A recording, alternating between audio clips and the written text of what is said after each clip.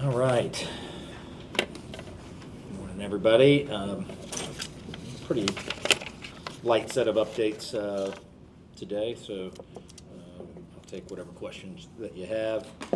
An update on the land development code. We're holding our first public workshop for the LDC on February 26th here at City Hall from 6 to 8. And then we'll have an open house on the 27th from 8:30 to 1 p.m. where additional comments and questions will be collected. So why is this important to us? Well, number one, it's probably not probably. It is, at U.S. Conference of Mayors, this is the number one public policy issue for every city in the United States.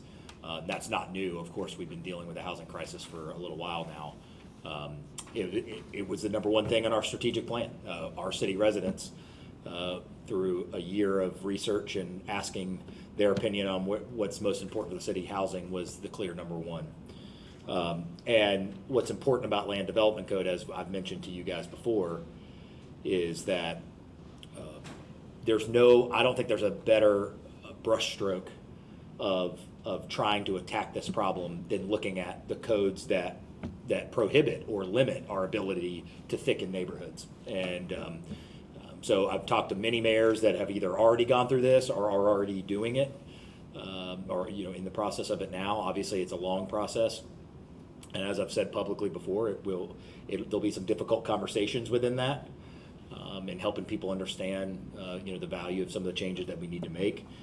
So I'm very excited to get this started. We already did the LDC audit for a year and got a lot of expert feedback on things we should look at, and then the goal now is implementation. So I know we've had direct outreach to everybody, from residents to architects to builders, to everybody else, folks that maybe wanted to build a project in the city and they thought there was a rule that was archaic, that square footage needed to be this size instead of that size, and there probably is some of that in our code. And again, when you haven't looked at it for almost 2 decades, I always say in Pensacola years, that's like 50. We've had like 2 restaurants downtown, and 18 years ago, 16 years ago, however long it's been, since we've really done something comprehensive.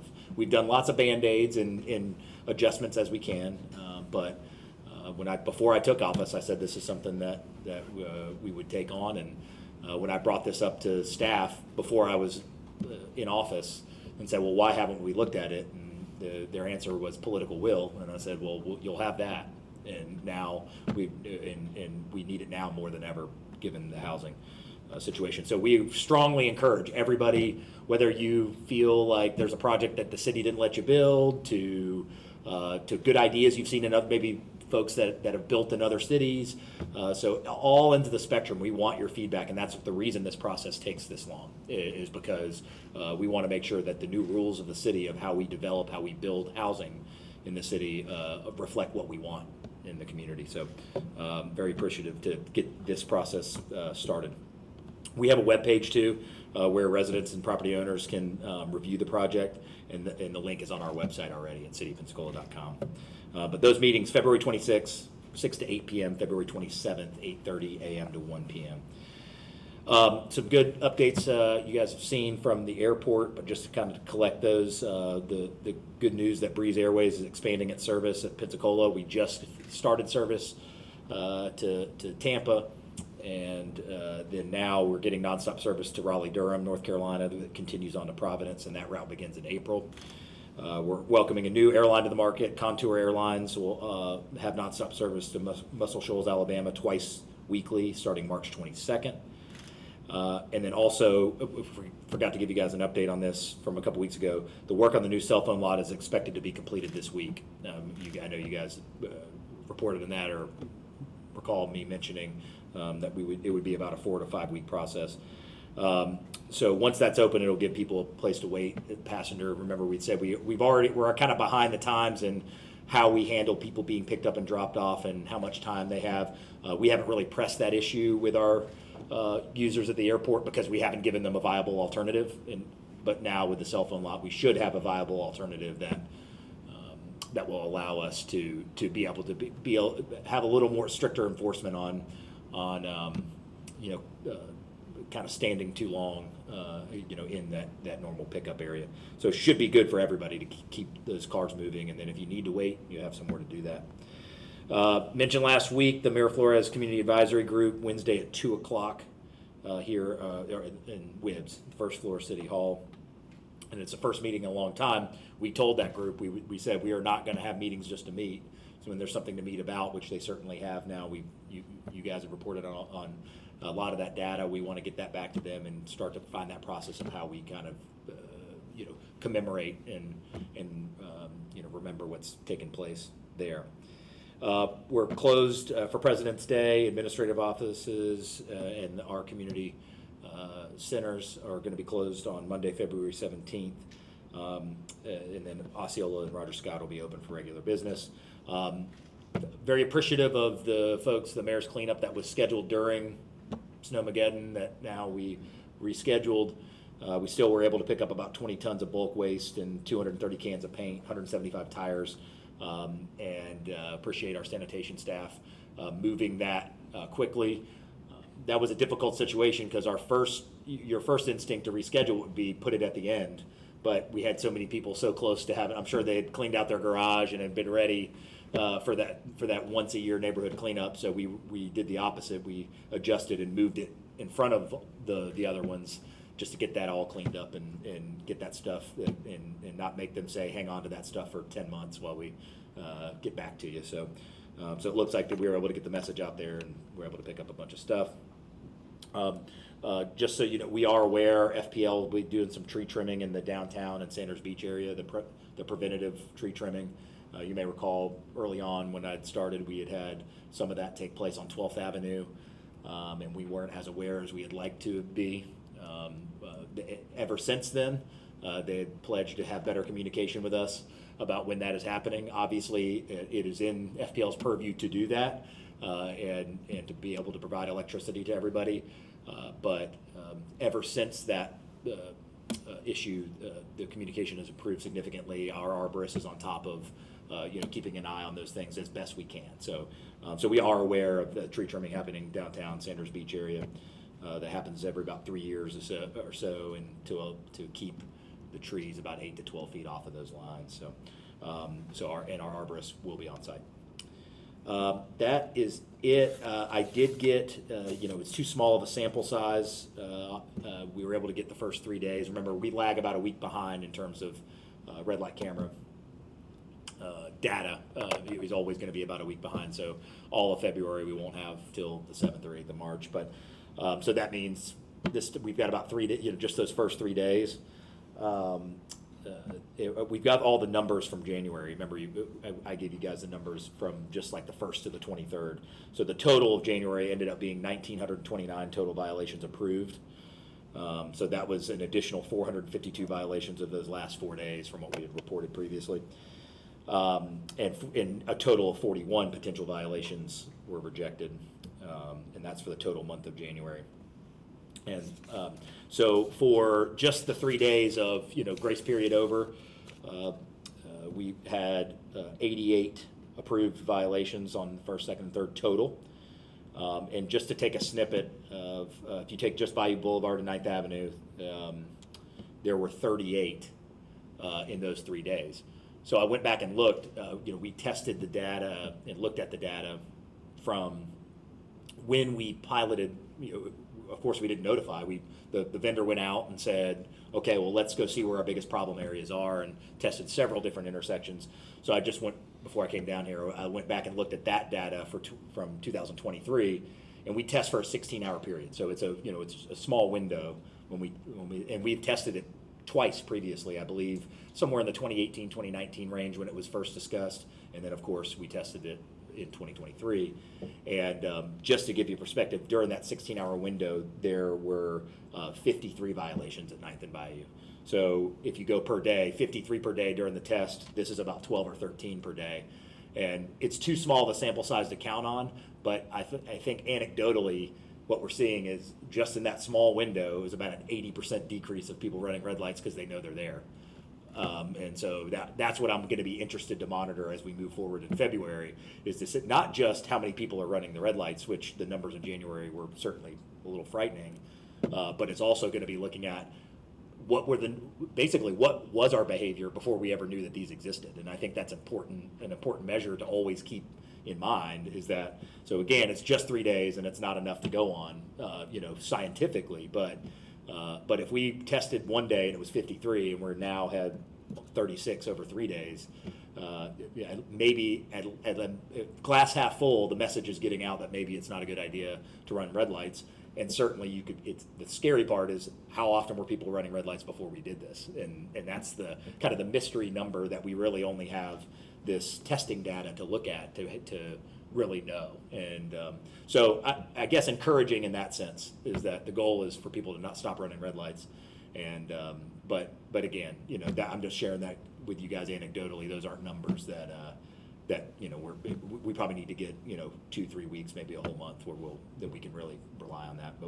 But point is, we'll continue to monitor all that, and of course, first week of March we'll get you everything from February. But that's it. Happy to take your questions.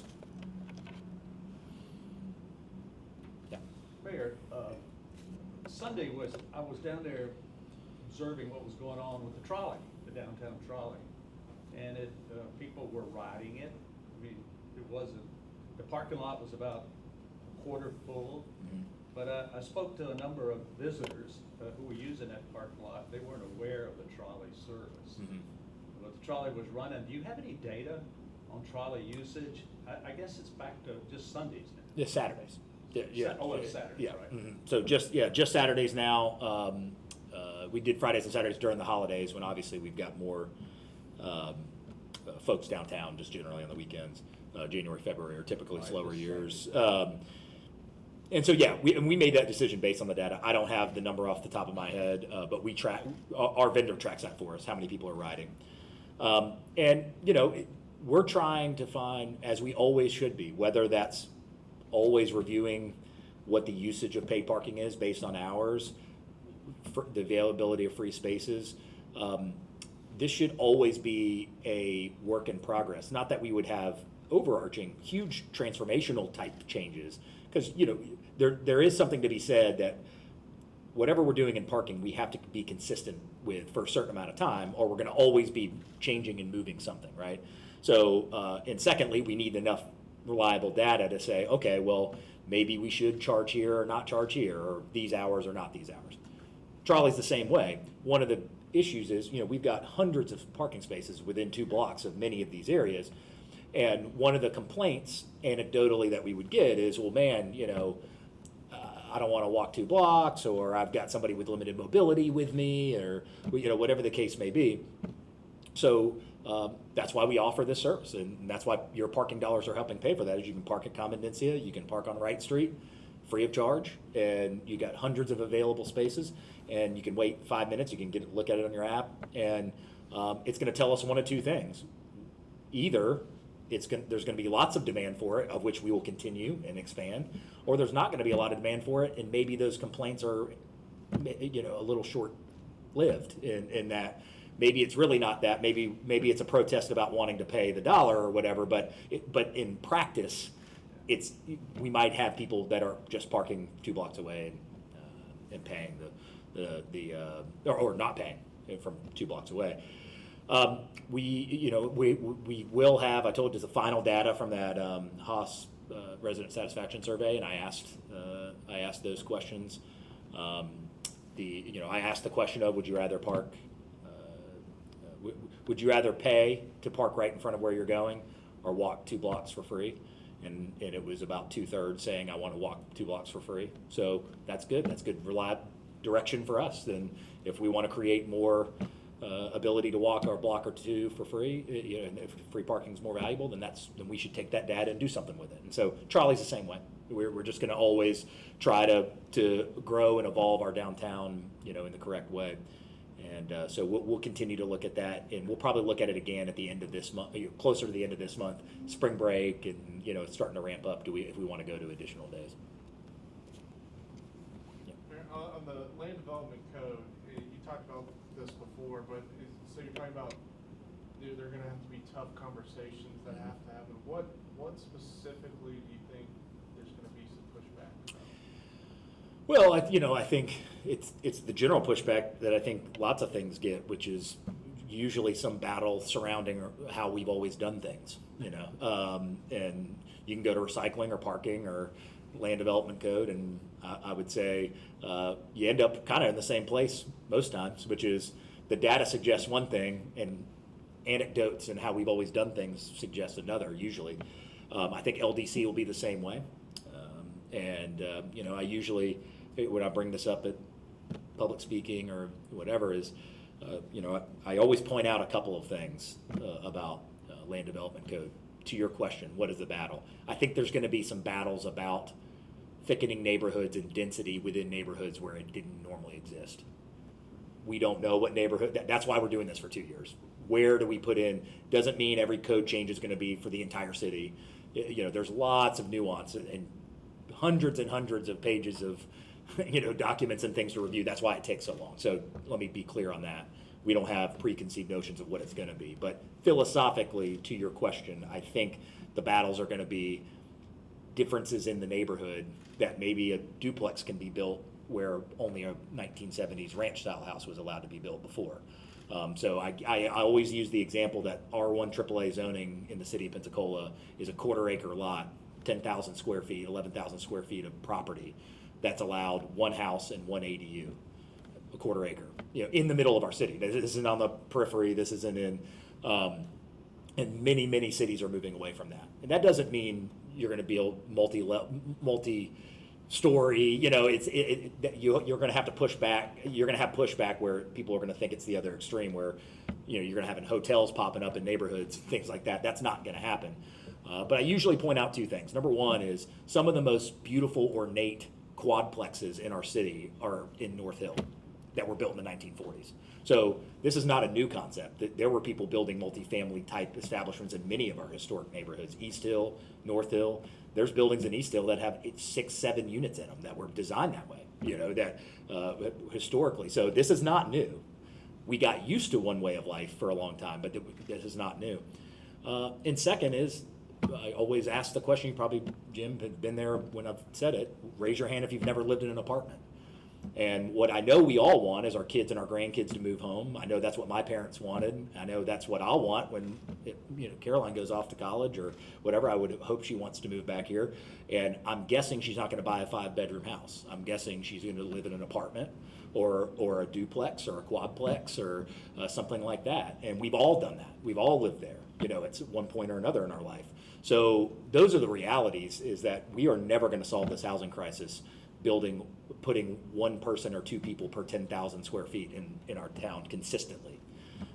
So I don't think we're going to meet any pushback on that. We're looking into it to begin with, but when we start getting into the nitty gritty, when we get into the details, I expect that there will be. That's in every community. I don't think Pensacola is unique in that. But we're going to do the best we can to narrate this conversation, to be as transparent as possible, to get as much feedback as possible, and get us at the end of the day into a good place, which is most of our issues at the city. We all might disagree on tactics and how we get there, but the goal is to try to land the plane as the best possible place for our city to solve some of our housing issues. And what we do know is everybody, almost consensus, agrees in this community that housing's an issue. And if we say that, we can't also say at the same time we shouldn't look at land development code. Those two things can't coexist as reality. So, follow up on that.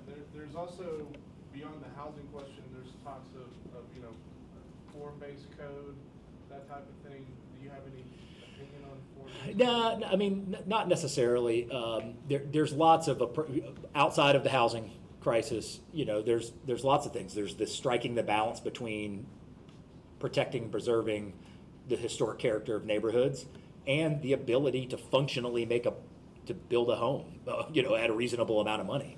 There's that give and take that you'll always look at. I'm going to let our community and experts. I have no preconceived notion whether it should be form-based or anything like that. At this point, but I know our group and our team will put us, our city in the right direction. But all I know is what we have right now is not meeting the need for our housing crisis, and we can do every Pensacola Motor Lodge, Baptist Hospital, we can do all of those, and if the code stays the way that it stays right now, we never address that, we'll never be able to get to any kind of scale to be able to attack it and allow our private investment development community. The city is not going to come build all these units. I mean, we're trying to empower the investment community to be able to do that too, because this will not be solved by the government alone, by the county, by the city, or anybody else. So, no preconceived notions on should it be this or that at this point. But I'm sure as we get into it, we'll start to see some themes arise.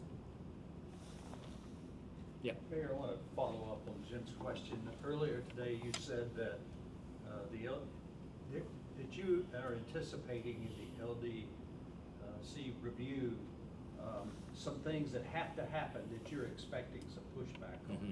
But yet you say you have no preconceived notions. Yeah. So other than density and what about resilience?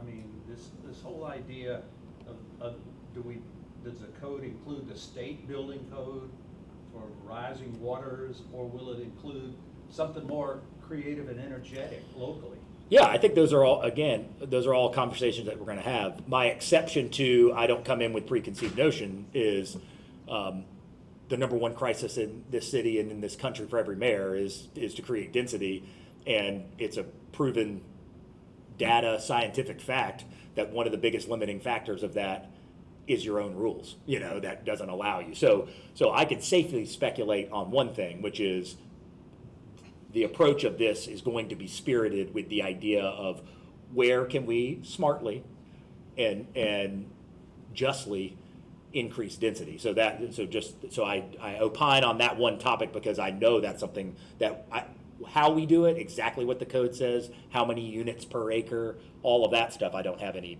opinion, or I'm going to let the experts figure that out. And I would say the same thing for resiliency on that as Jim's last question. If the code calls for it and it makes sense, everything in building housing is the natural tug of war between financially making construction financially viable and character, resilience, and doing what's best for the community. And I'll give an example of this, actually, that's going to come up. I know that Pew Research is coming out with research next month about, and this is not as much pertinent to Florida, but to the United States. They looked at the layers over decades of time of fire code that has been put into development, and they ultimately, the argument, I think what the research might show is that there's more modern updates to the fire code that have kind of made moot earlier requirements of the fire code, two ways of egress if you're up to a certain number of stories, things like that. Those steps used to be made of wood, now they're made of concrete. There's now sprinklers, and so I joke, who wants to be the person that says we need less fire code, right? I mean, it's public safety, all of that, and this is not a Pensacola, but it's just kind of illustrating the example. But what I believe the cost estimates are going to be on this national research about what we did is we continued to update fire code, but we never went back and said, well, that thing from 1975 or 1985, now that we put sprinklers in, may not be necessary. Well, what I think the cost estimate is going to be is 10 to 12% of the project cost. And if you know anything about development, 10 to 12% of the project cost is the profit margin between a project penciling and not. And so, again, Florida's different. We're not in that same situation with some of our fire code things, but I just use that as an example of the natural give and take of public safety. And I believe the data is going to come out and say, oh, and by the way, from these things from 1975 and 1985 that are still on the books, there's been 0 deaths associated with the need for that or the lack thereof.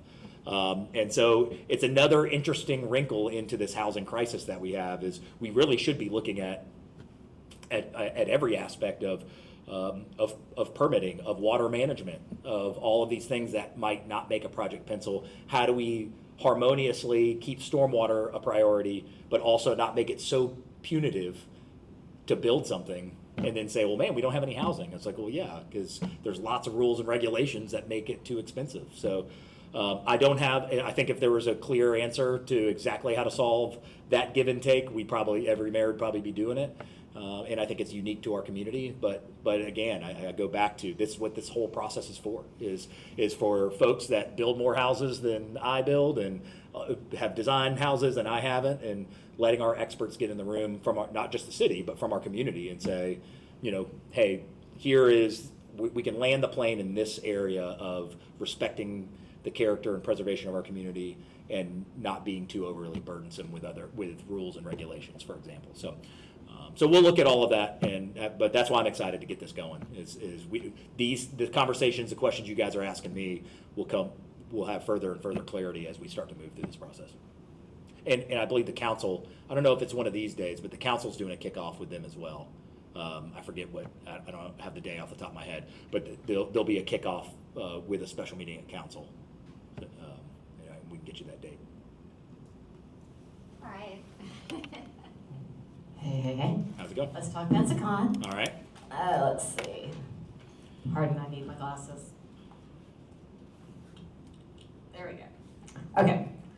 How about plans for security around Pensacola? Will there be barricades to prevent a vehicle by accident or otherwise possibly impacting pedestrians? I'd have to defer you to if there's any change with police department, number of officers, all that. I'd defer you to Mike Wood at PPD. That would have gone through them. Obviously, overall, we are in the midst of all the conversations we've talked about post New Orleans. I know we have additional equipment coming in for Mardi Gras parades, for example. Obviously, this is an event that's a little different. Yes, there's people outside in the parking lot. The parade, the parade security has taken precedent over event security because we're ultimately inviting tens of thousands of people out into the streets versus going into a building. But I would, in terms of what we're doing with Pensacola security wise, I'd defer you to Mike Wood and let him give you that answer. Noting that a church is allowing its facility to be used as a Pensacola venue, is it time for the city to seriously discuss the Bay Center redo or a companion convention center downtown so events like Pensacola can grow, or are those talks already happening or scheduled? Yeah, so obviously this is a complex situation with, it's in the middle of our city, a county operated facility, an economic development partner has vacant property across the street. We got a private property owner that owns a hotel that's been closed in a parking lot. What I'd say my goal is and what I think makes sense for us at the city is for us to at least get aligned within the city limits of what our general vision is for it.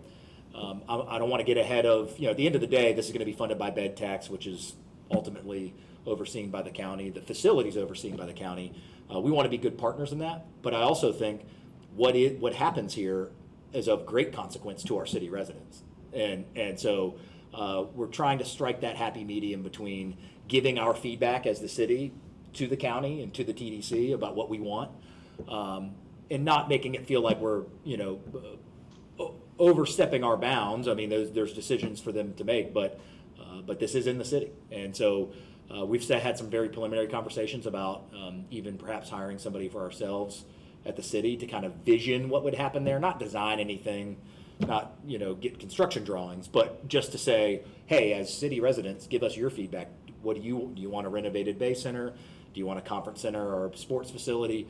But have our voice heard, and then ultimately there's decisions that are going to be made outside of this government on exactly how all that will play out, but at least we would have given our 2 cents, and I say our as in our community, our city, where this is going to take place. So we want to be a proactive partner, I guess is really what I'm saying, and with the county and with PEDC and everybody else to figure out what the right thing is.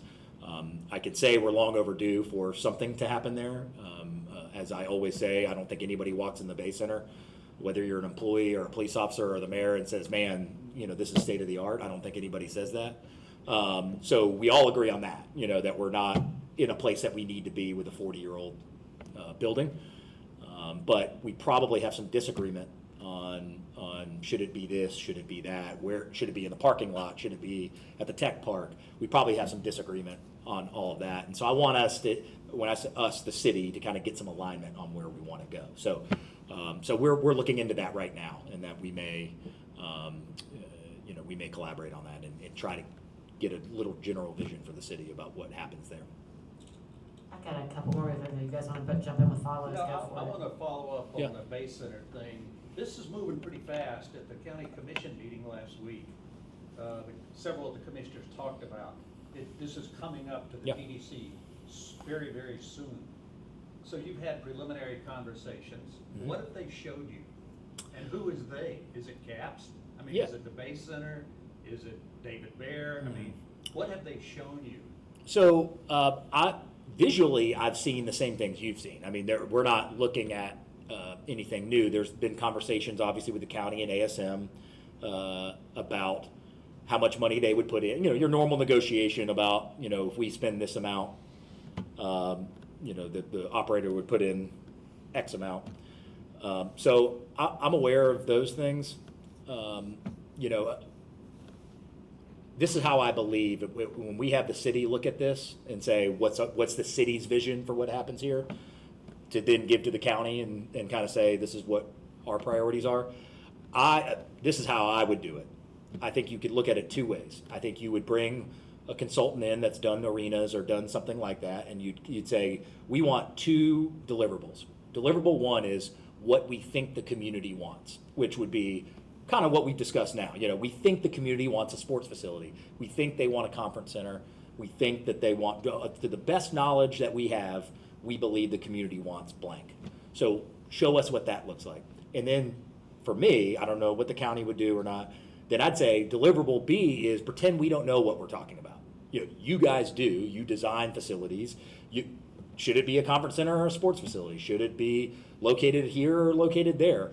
It's kind of like pretend we know everything and then pretend we know nothing, and give us both of those options so we understand financially, because it's one thing to put a wish list together, but if it's not, it's like housing. If it's not financially viable, then it's a pipe dream, and so how do we come to some reality between the desire? So I don't mean give up the desires of our community, but I'm kind of like, where do we find the happy medium between something that pencils, something that can sustain, and not just say, well, we're going to build a sports facility or a conference center just because we think that that's what we want. Well, if it runs at a massive deficit and we find that out, we might not want that, So that's just how that's one person, how my brain works is I'd want to get feedback from an expert that says, here's everything you want, city, and here's everything we would do if the world was our oyster, just so we can compare those two and see what they look like. Hopefully they look exactly the same.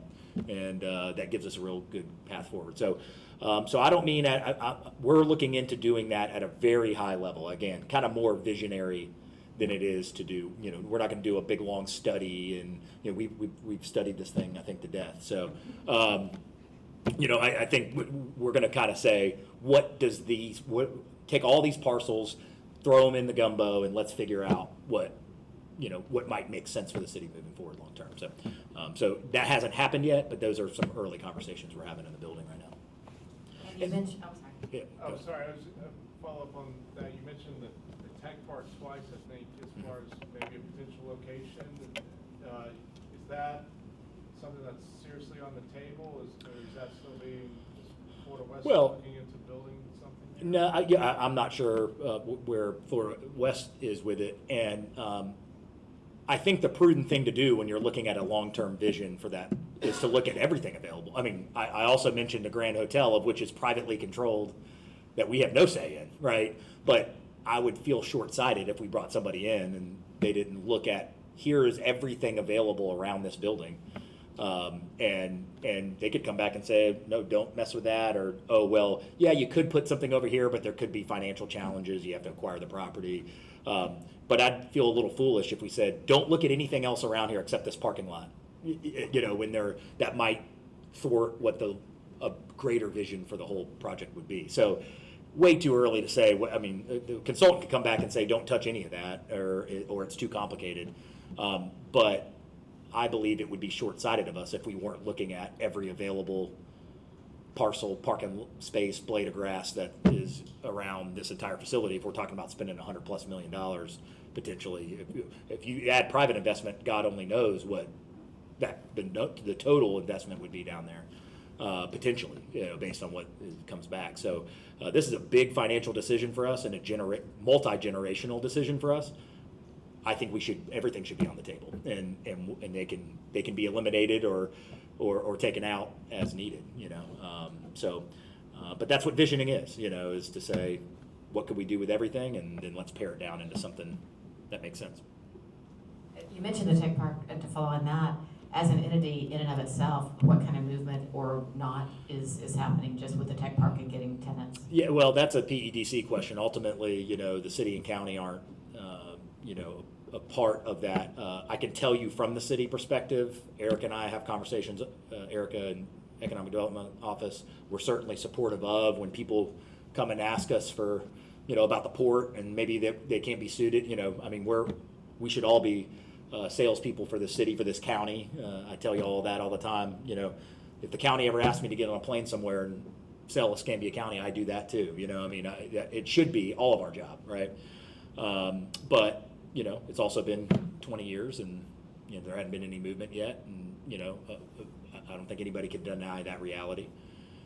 So again, I think we should be looking at everything, and if tomorrow there's a tech business that wants to move there, I should be supporting that, and so we'll see what happens.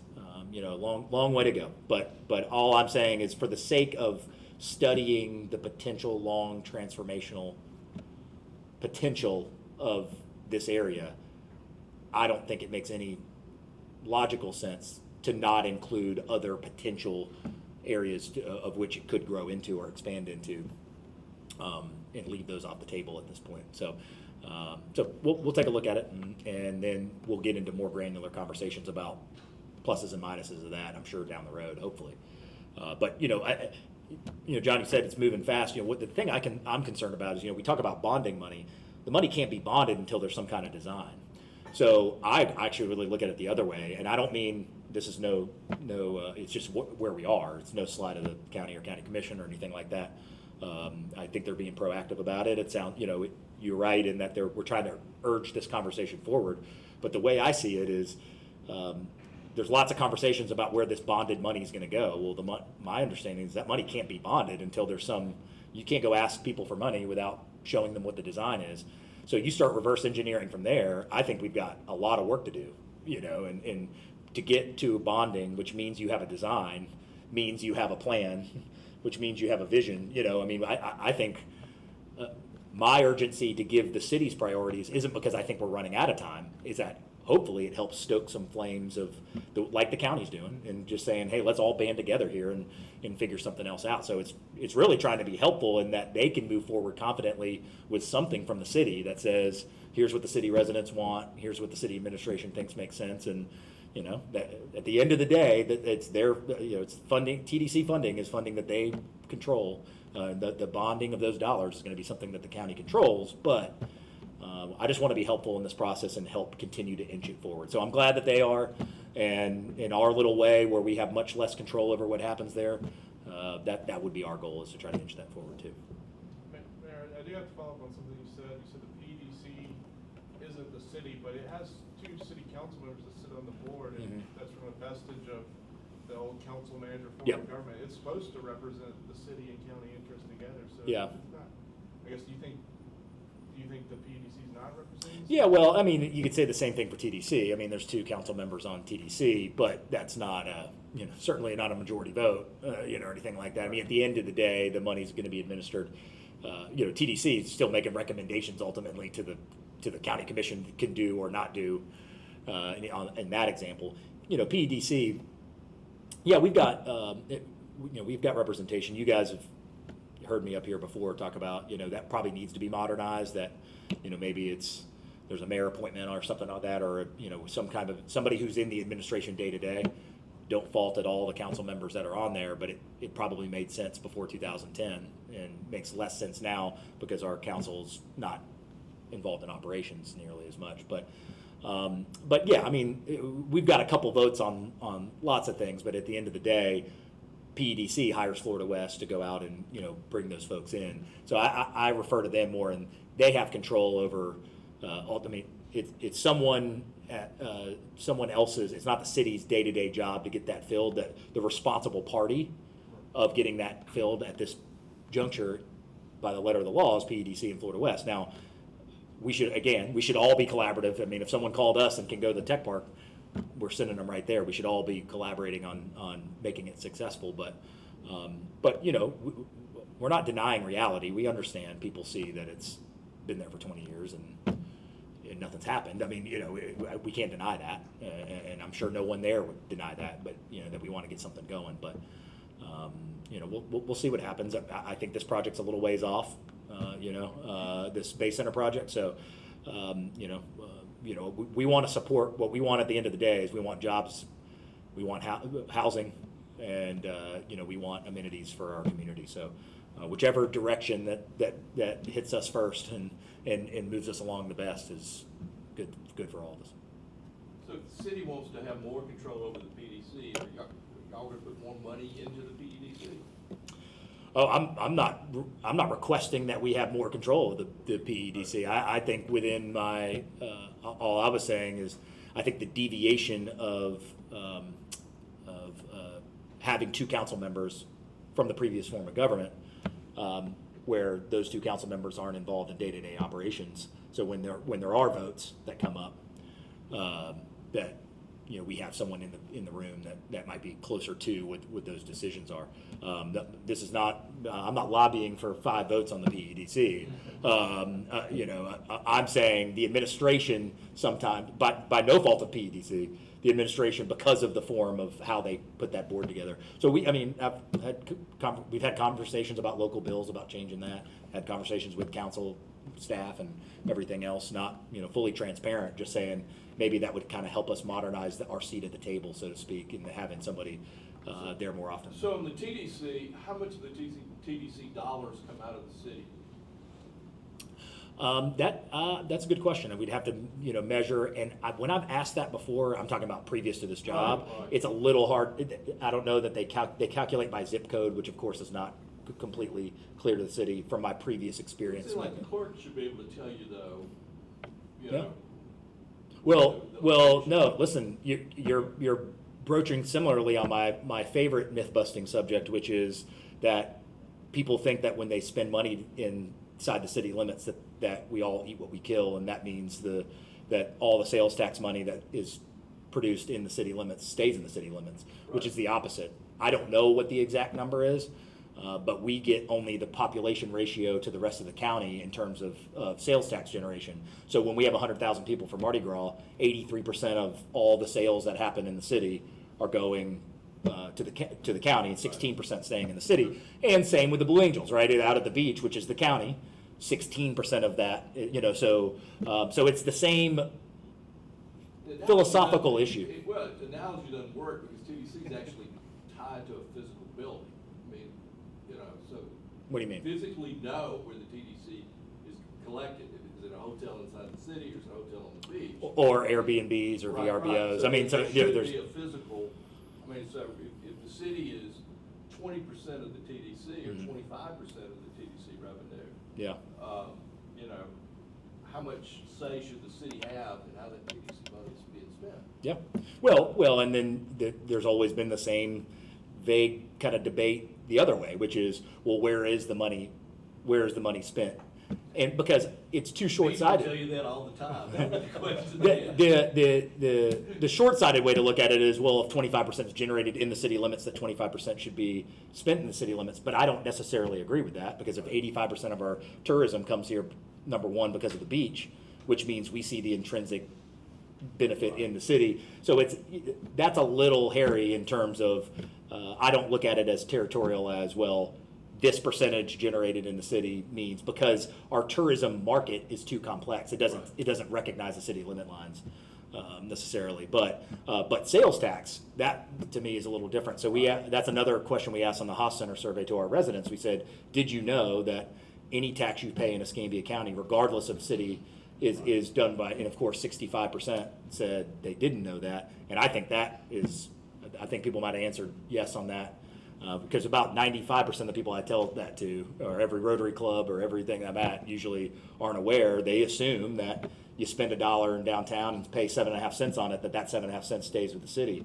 It doesn't. And that's just how it works. It's not because anybody's made a bad decision or anything like that. But I would be willing to bet that the generation of sales tax within the city limits is higher than the proportion of population that we have, right? Because of downtown and everything else. And so when we talk about security upgrades for parades, for example, which is something I'm going to discuss with the county, and helping fund some of those Palafox safety enhancements, that's kind of the argument, is to say, well, hey, when a parade happens downtown, not only is every mayor and every county commissioner throwing beads in it, we're also, the generation, everything that's happening is as big a financial boon to the county as it is to the city, and vice versa. So, so getting out of this territorial nature of, this money was created here, so it's only spent here, et cetera, and being more collaborative overall on projects and seeing the value for all of us, I think. And I don't expect that our county commission would disagree with that either. I'm not assuming that they would.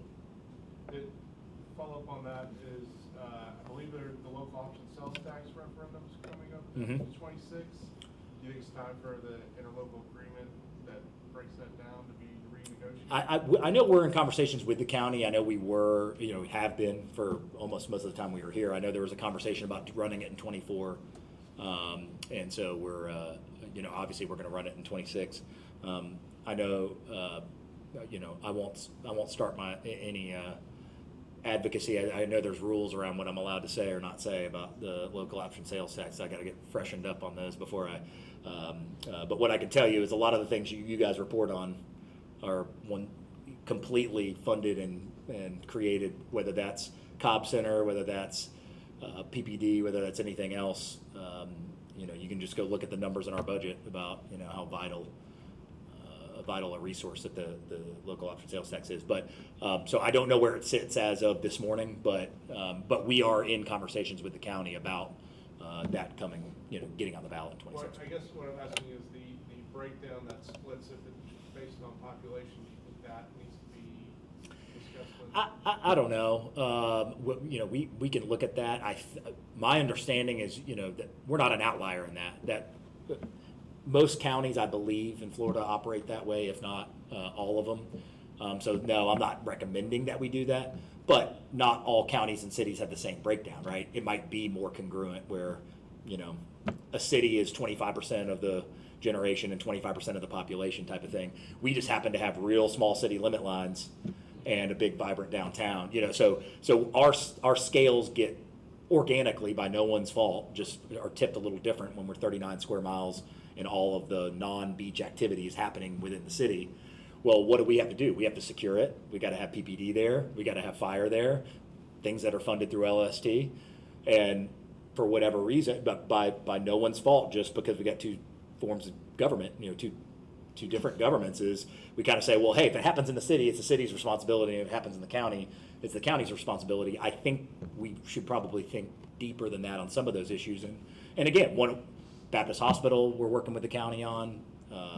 When we come back for the funding for Palafox safety enhancements, bollards, reimagination, that's ultimately our rationalization for it, is to say the dollars generated by Fiesta parades and Mardi Gras and all of that is not independent wealth generation for the city of Pensacola. It's, as a matter of fact, the majority of that is really going to the county. And we should look, that's a two-way street, right? I mean, I should be getting on planes and selling, the county, and we should always be, because we know that if a 500 employee business moves to 9 Mile Road, that's still good for the city. And that still means they're going to spend money downtown and help our small businesses. So I don't say that as we aren't that way already. I'm just trying to further promote kind of more collaboration between all of us, saying that we're all in this together. On a lot of these issues, it's not that the county's picking to do it one way and we're picking to do it another. Just giving it a little extra thought, and I think the Bay Center is kind of that real anecdote of that, right? Is that this is a community issue that we're going to be dealing with. It doesn't matter who operates the building. It doesn't matter that the soil is in the city versus the county. This is a community issue, and we have to approach it that way. Mayor, back to the Bay Center. This is a rich subject this morning. Yeah. Uh, When I have less of an You know, agenda, then I get to start talking about all this other stuff, yeah. ASM gave a pro forma 30-year plan to the commissioners and the TDC, and they funded a small part of it, just another Band-Aid. I think it was 30 million or up to 30 million in the next couple of years. But the ASM long-term, let's make this a world-class facility without knocking it down. Yeah. Was north of $100 million. Yeah. Which the commissioners kind of gagged on, but now we're talking about potentially adding a 200,000 square foot meeting facility to it, 9th Avenue parking lot, Tech Park maybe. So we're talking about a bonding issue here, 3 times what they talked about earlier at the Ashland-Brosnahan project. But the city taxpayers are on the hook for servicing that debt too, right? I mean, if it's a county Yep. bond, Mhm. you've got citizens paying into the county. So, do you think that raises the stakes a little bit on what the city's equities are? Well, yeah, and, you know, listen, I think to your first point about ASM, you know, I think it's prudent, if we're gonna spend whatever amount of money, I'm not gonna assume what the number is, but whatever bonding amount it ends up being in the area, I think it's prudent of us to do our homework, and I know the county agrees, which is to say, all right, well, what would ASM put in? What would another, or, you know, if we're gonna make a multi-generational investment into this, we should be leveraging that the best way we can. Who's gonna put the most money in? Who's, you know, I would think an RFP of the operator would make sense at some point, once we, the community, decides which direction we wanna go.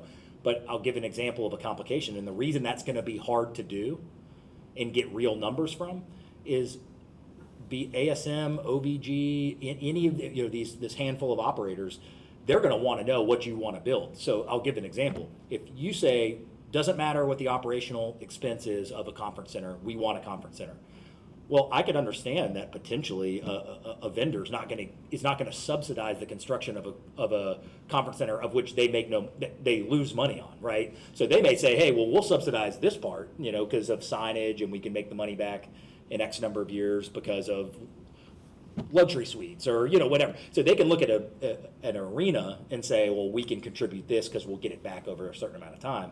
But if the community starts going with conference centers and sports facilities and all that, that's why it's a community conversation. Because listen, if those things were wildly profitable for municipalities, why wouldn't every single person have one? You know, it's a huge capital expense, and most of these are operational expenses. And I was having a conversation recently with sports facilities. One of the big concerns is you go to sports facility, or these big tournaments that we talk about bringing in, a lot of them now, there's so much competition with all these sports facilities, they're not saying how much they're gonna pay, they're saying how much are you gonna pay us to bring 2,000 people here, you know, and so that market is getting saturated too. And so I'm a sports guy, you know, John, I'm all for, but I'm kind of withholding what the right thing to do, you know, should it be a conference center? Should we, I don't know. I would let experts look at that. I don't have the expertise to say which one of these pencils, which one. I can make a philosophical case for both, right? Conference center downtown and all of the vibrancy that would bring, I think would be awesome. But a sports facility downtown would be awesome. But there's that little money thing that, you know, you got to worry about, that in terms of operating it and all of that you have to make sure makes sense and that we have a good plan for. If a conference center loses a little bit of money every year and it drives our economy, then that is a good return on investment. But I don't think you're going to really be able to hammer down to a granular level what an ASM or anybody else is going to do until we have a good snapshot of what we want to do, we, the community, want to do. Because how can they evaluate if you're not sure you want a conference center or this renovation or that renovation, until we really kind of get an understanding of that, it's going to be hard to hold anybody's feet to the fire about what they want to contribute to the project. But it feels like, you know, I feel like if the county continues to go in the direction that they are and saying, hey, we want to invest a certain chunk of money into the Bay Center, that will kind of get the train moving, and then we can start to have city conversations. And and again, I'm at the ready, I don't know what's harder to deal with when you have all the responsibility or none. And I kind of feel like the latter, this is the county's arena. It is their funding mechanism. I don't want to step on their toes on how they want to do things, and I'm certainly a ready and willing partner. But I do feel like the city needs to do something to be helpful, and hopefully kind of outlining a vision of what our city wants can do that. Okay, hopefully mine will be a little bit more kind of dry from now on. This is great, very interesting. And the Grand Hotel, obviously private property, you can only do so much, but here's the question, because it's been empty so long, Yeah. and Pensacola is having it and so on. Does it ever, or would it be considered an eyesore, whatever that would mean? And is there any pending code enforcement on that building for any reason? We've talked to the owners, intermittently. We last time met with them in person a few months ago. They continue to condition the building at their expense. So from a preservation standpoint, it's not, just boarded up and nothing's happening with it. I always have to delineate. I get the question a lot in the public about why don't you do something about it, Mayor? And I always have to, remind this is private property. At the end of the day, I can't go in and tell them what to do unless there were code issues.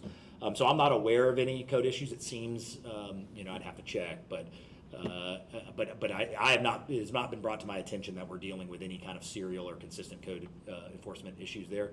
We are having a conversation internally about the CRA helping incentivize there, really based on two reasons. One, obviously, the hotel or housing aspect of it to have more people living in downtown. But secondly, is the preservation of that train station. That is a historic building for us.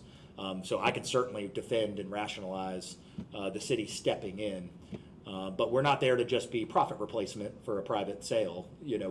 What we want to do is partner with the seller, a potential buyer, and we come in and say, hey, here's something we're willing to do. I don't know what that is yet, whether that's tax abatement, whether that's, but that's something we're examining right now in the building. Is just what kind of package can the CRA put together that helps spur something happening there? Because it's kind of like the tech park. I see the same thing our residents see. We have a building that's been, I'm not blind to the idea that we've seen an empty building there for 4 or 5 years, and people, wonder about it. I've probably had 4 or 5 meetings with separate interested parties over the years. Since in the 2.5 years I've been here, national hotel chains, just people coming in and checking it out, and nothing's come up yet. But I think the sellers are motivated, and I know we're motivated. So now, yes, we'd love to have it open for Pensacola, but we are looking at a more proactive approach to try to rekindle the flame there and try to get something in and going. There's some limitations to it. That's lots of glass affected by a hurricane. It's a 40-plus-year-old tower. I know when people have looked at it before, there's conversations about whether the tower itself would remain, or would it be you keep the train station and then use the existing property. There's like any development, there's lots of people looking at it a lot of different ways. But again, well, hopefully there's something the city can do to kind of step in and try to catalyze something happening there, because we're ready to see something there too. Do you know what that would specifically be, or like a timeline of when you would know what that would be?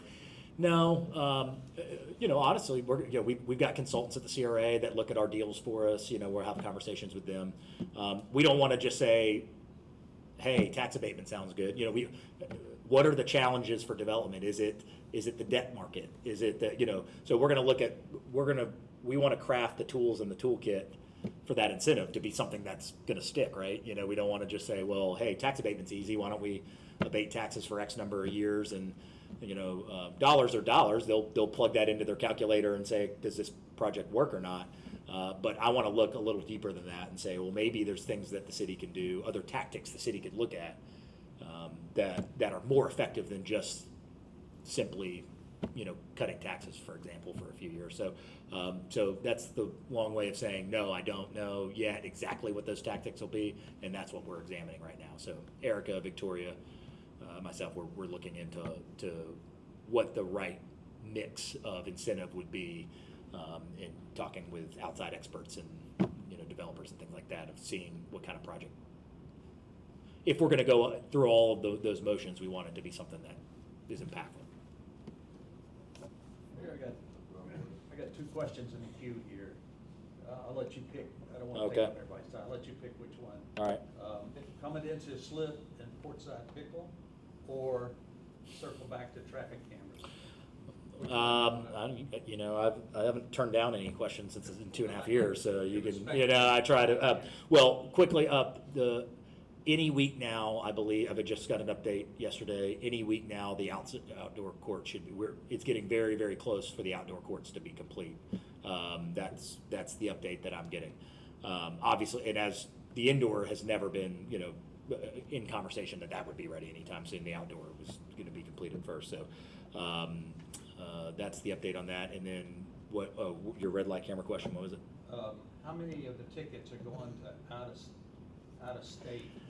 I don't know, since we only have those 3 days of actual tickets with, ask me that in a month and we'll get that answer for you. We don't have enough of a sample size.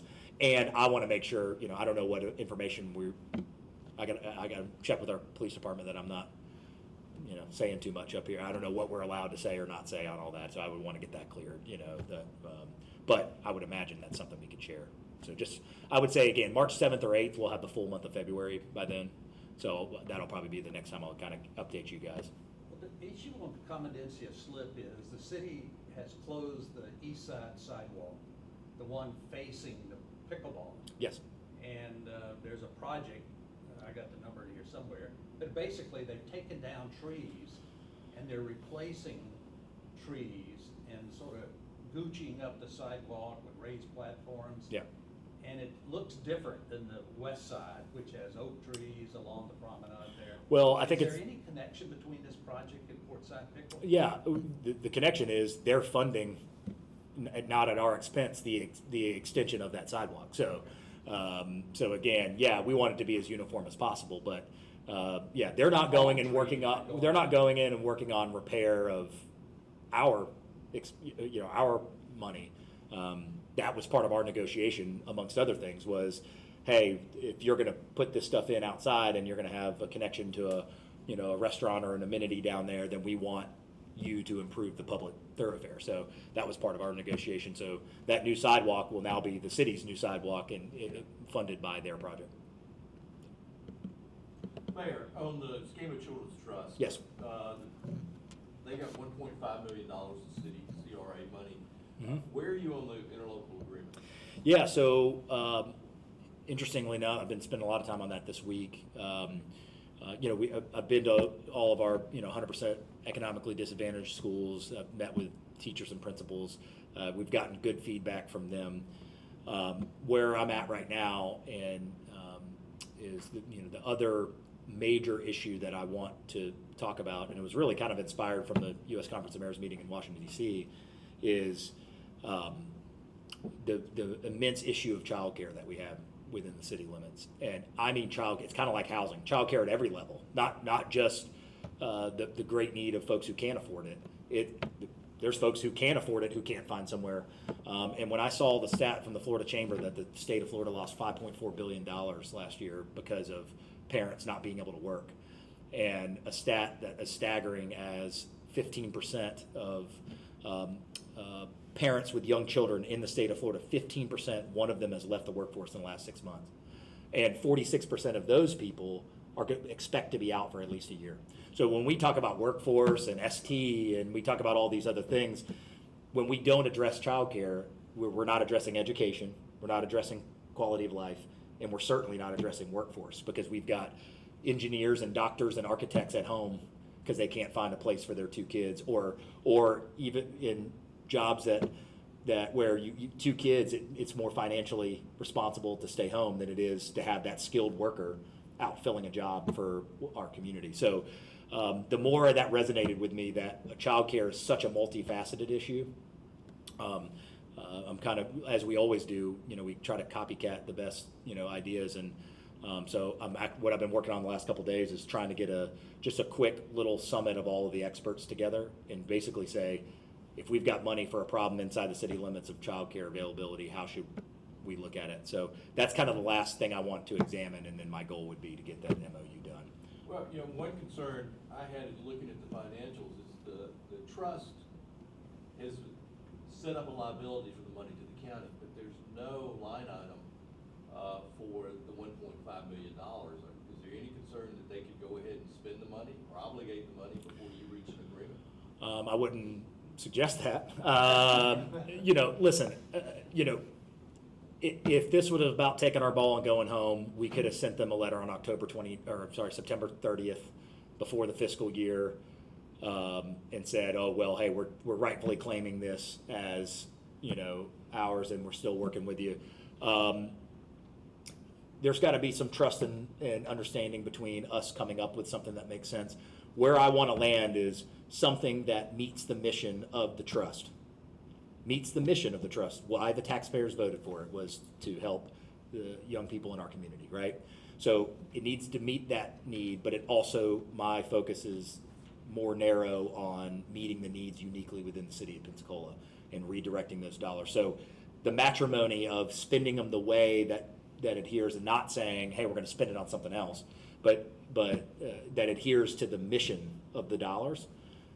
Maybe it wouldn't be the way they would do it on their own because it would be hyper-focused on the city, but that's the harmony I expect that we'll bring together. If, you know, I would be surprised if the trust tried to take that position, because I think that would be a severe change in the trust level. Do you feel you have that they've made a verbal commitment to you that money is not going to be obligated until y'all reach an agreement? Yeah, have they said it to me in that way? No, but yeah, I would think we have clear understanding that what we're working on together collaboratively is an effort to spend those dollars, and you know, and that's why I would certainly be shocked if their plan was to work with us and then on the side spend the money that we're talking about working together Or say on. they've already committed it to a program. Right. Yeah, I'd be surprised. So, and you know, certainly that type of move by them, is speculative, but that would certainly change our trajectory as well. Yeah. Anything else? All right, guys. Thank you so much. Appreciate it.